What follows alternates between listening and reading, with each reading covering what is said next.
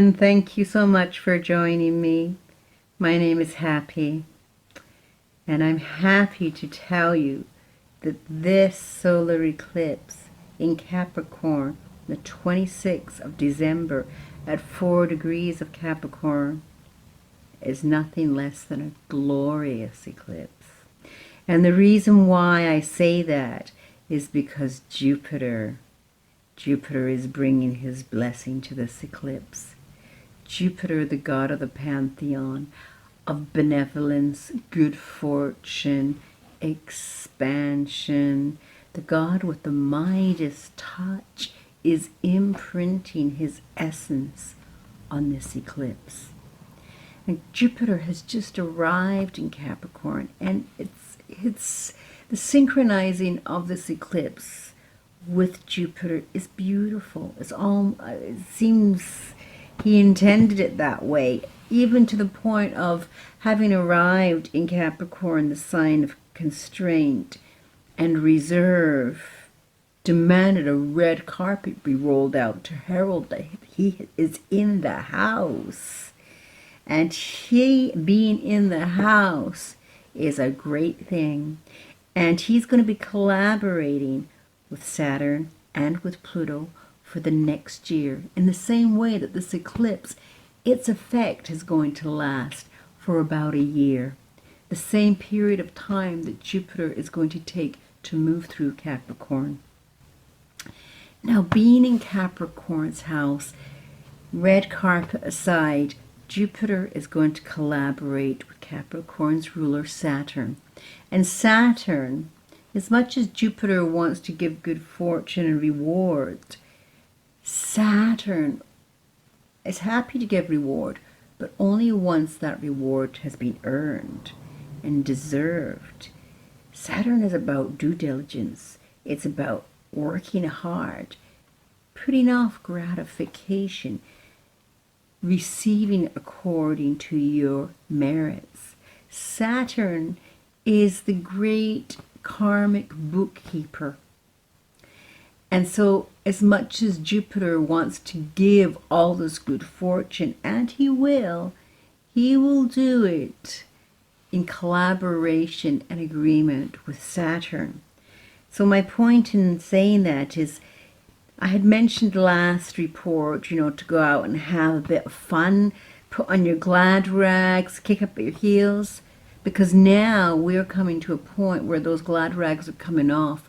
Our working togs are going on. The working party is gathering. We've got to roll up our sleeves, be proactive, get to it, get things done, work hard, do good work, and good work with good conscience.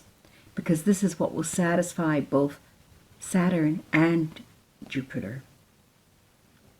Now, in regards to Capricorn's nature, to talk about the archetypal themes of this eclipse, Capricorn is a cardinal sign, and cardinal signs are initiators, meaning to say that Capricorn is beginning something, but Capricorn is the last of the cardinal signs, and actually Capricorn is symbolic for the beginning of the end. Capricorn starts the winter, and Capricorn also heralds in the receding of the dark days.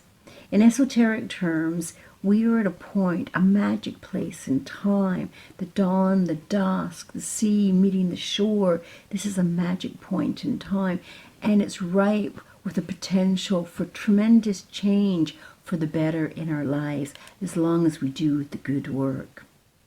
Now, how this is going to affect you personally has everything to do with, of course, your own chart.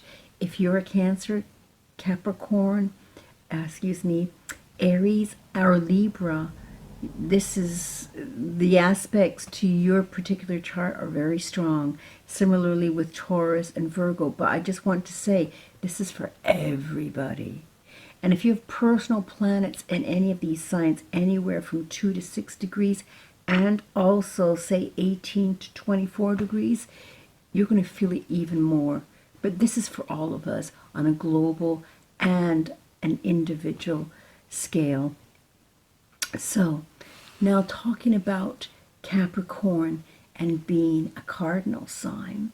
I want to say also, just before I carry on, if you don't know how to interpret your chart or how to find out where your personal planets are in these signs at these degrees, if you look below, I'll have some instructions there for you.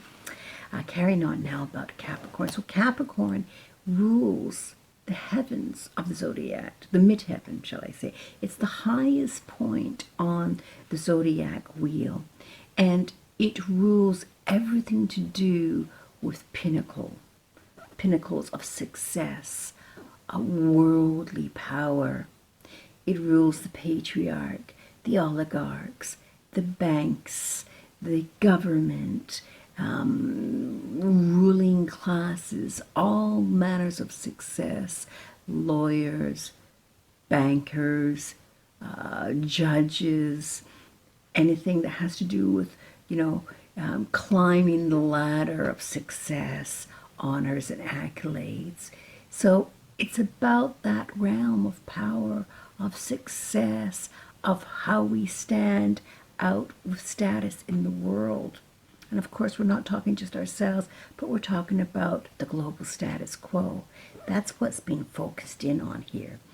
And we also want to look at its ruler, Saturn. As I mentioned, Saturn is often known as old man time. Very sober, very mature, being very responsible. As I said, due diligence, learning your lessons, the accountant of our karma. Saturn's going to make sure we learn our lessons one way or another. And saying that, I just want to assert this is all in play now for our evolution, because Saturn is collaborating with Pluto, and Pluto is also about power. But whereas Capricorn is about, it's an earth sign in its structure, it's rigid, it's concrete, it likes stability.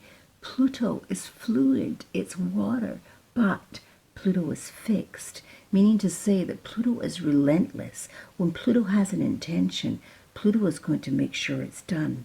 Pluto's power is in the realm of transformation, evolution, metamorphosis. Pluto is death, destruction, life, birth, rebirth. Pluto is the underworld, the Hades.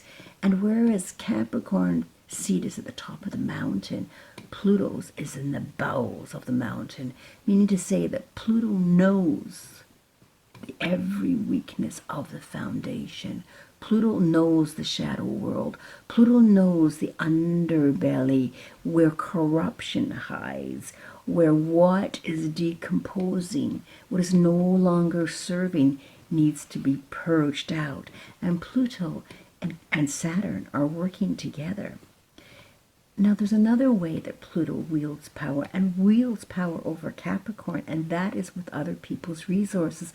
Pluto rules resources, other people's resources, such as, banking investment, or investment banking, should I say. It rules government coffers, government taxes, which are the domain of Capricorn, government and banking. But the fact that Scorpio, ruled by Pluto, rules those resources as others' resource, Pluto basically has the bolts in his hand that is keeping the structure of Capricorn together, meaning to say Pluto knows how to unbolt and knows where the weaknesses are and knows where the corruption is. And given that Saturn and Jupiter want justice, and justice served up in terms of according to our merits and our demerits, Pluto is working also with Saturn and Jupiter to that end. Now, we also have Mars in the picture, and Mars is Scorpio's first ruler. Mars is the great proactive warrior. Mars has tremendous energy and go get it. Mars, as I said initially, who's the first ruler of Scorpio and knows very well the mechanisms of Pluto and is there to lend his hand in any which way as required. Now, this might sound daunting and even frightening, and of course Pluto also rules fear, but let's not forget that Jupiter is there, the great benevolent father of the pantheon, and he is also in harmonious aspect to Uranus, trine Uranus, and Uranus no less rules Aquarius, the sign of the humanitarian, the sign of the altruistic activist, of righteous uprisings. We're already seeing that in large scale all across the world. Uranus is the genius. Uranus has the expansive, wide view, but with a cool head. Uranus is networking and invention, and Uranus is lending his power to the party as well. Now, going back a little bit in terms of the fear, I just want to mention there's nothing in any of this to be afraid of. It is fantastic. We are all literally and collectively being given the opportunity to build a new foundation. Saturn and Pluto, very early into the year, they're very close right now, but very early into the year, will be together. And that's kind of like a tectonic plates. And they're going to shift.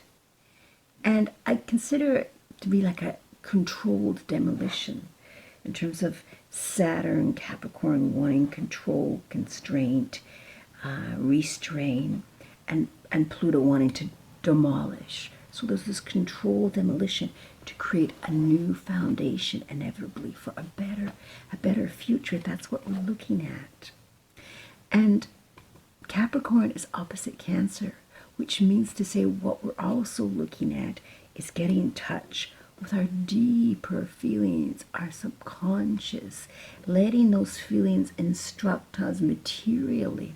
And I will talk about that more in the next report, but suffice it to say that what we're looking at also is a changing of the guard of our subconscious, our emotional patterns that are now outmoded, outworn, no longer serve us. It's all going to start to fall away. So I've been speaking about this being epic days for some time, and I really hope that you're able to work with these energies in a way that you can proactively build your new foundation to glean the most from the energies at hand. So I leave it there, and I do hope you'll join me for the next lunar report, which is a lunar eclipse in Cancer, the complement to the solar eclipse in Capricorn. Until then, hold fast and do know that this beginning of the end is the beginning of something very good. Thank you.